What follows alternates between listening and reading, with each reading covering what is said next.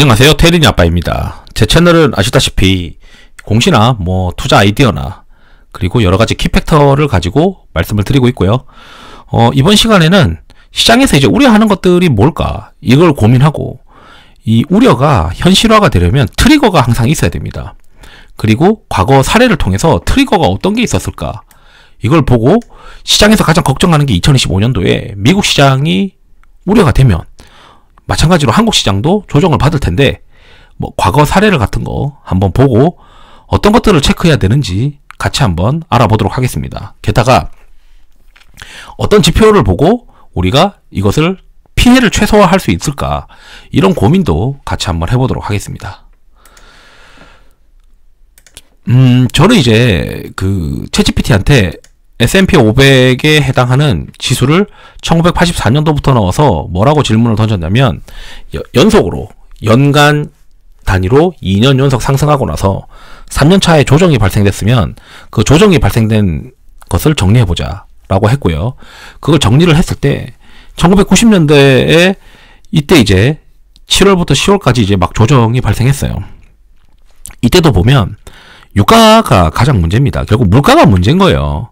1994년도에도 인플레가 문제였고, 2000년도에도 금리가 올라갔기 때문에 경제 과열을 막기 위해서 금리가 올랐고, 2008년도에도 금리가 올라가면서 결국 그 서브프라임 모기지가 이제 터지기 시작했죠.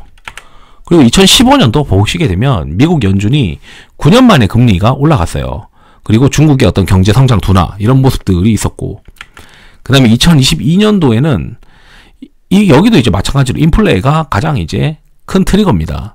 그래서 지금 연준이 금리 결정을 볼 때, 최근에 이제 금리 결정 내용에서 보면 2025년도에 금리 인하를 기존의 생각보다 좀 적게 할 것 같다라고 이제 이야기를 했고, 그 이야기는 결국 2025년도에 물가 지표를 계속 봐라 이런 얘기겠죠.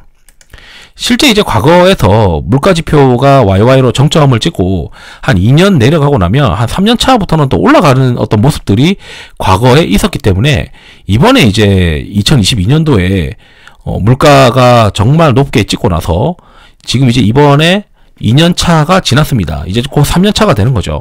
그렇기 때문에 이 3년 차부터 물가가 붙들어지는지 이런 것들을 이제 2025년도에 시장에서 계속 보려고 한다라고 이제 보고 있습니다.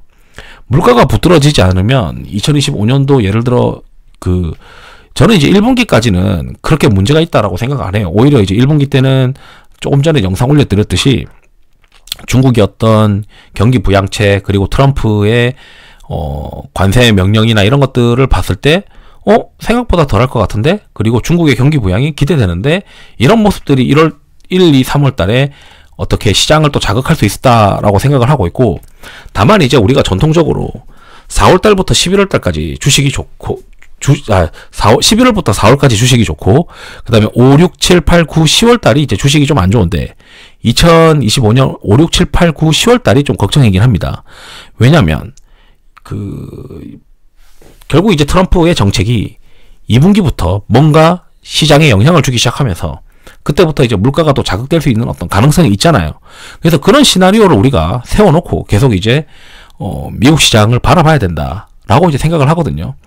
그러면 이제 저 같은 경우는 구글 콜앱으로도 멤버십 회원분들한테 드리는 이제 카나리아 자산 전략이나, 또는 미국의 어떤 업종 쏠림 지수를 통해서 단기적으로도 이제 체크를 해내가는, 뭔가 좀 시장이 좀 이상한데 안 좋은데 이렇게 이제 말씀도 드리고 있긴 한데, 그거보다 이제 조금 더 명확하게 이제 말씀드리고 싶은 건 이게 이제 동적 자산 배분을 백테스팅 해봤어요. 시장이 정말 추세를 판단을 하고, 그 추세가 안 좋을 때는 인버스랑 주식을 섞어서 들고 가고, 추세가 좋다라고 하면은 QQQ 위주로 이제 들고 가자, 이런 이제 전략인데, 이걸 이제 백테스팅 하면서 추세를 우리가 어떻게 판단을 할 거냐라고 했을 때, 제가 이동평균을 쓰거든요. 이동평균을 써봤어요. 특히 이제 5개월의 어떤 이동평균을 월봉 단위로, 5개월의 이동평균보다는 6개월 이상의 이동평균, 6개월부터 한 10개월의 어떤 이동평균을 쓰는 게 좋더라고요. 그래서 결국은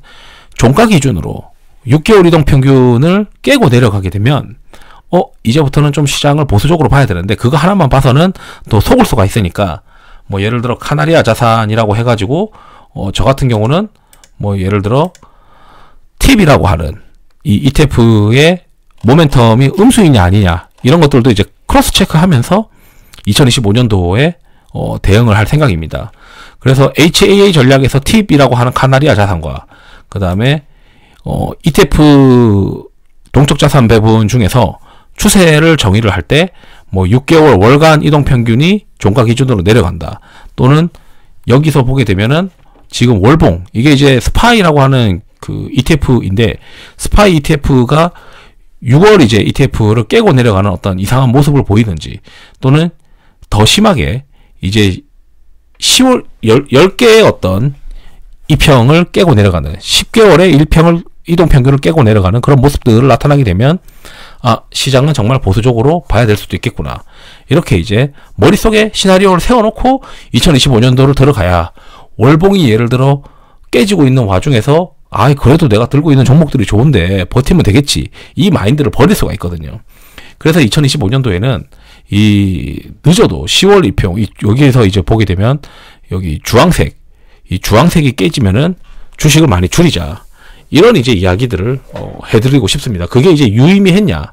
근데 주식을 줄이는데 이걸 주식을 빵을 만드는 게 아니고 인버스 50%를 섞고 내가 생각하는 강한 종목들로 50%를 섞는 전략을 여기 이제 10월달 10개월 이동평균이 깨질 때 조금 더 이제 빨리 본다면은 한 6개월 이동평균이 깨질 때 그때가 효과적이더라.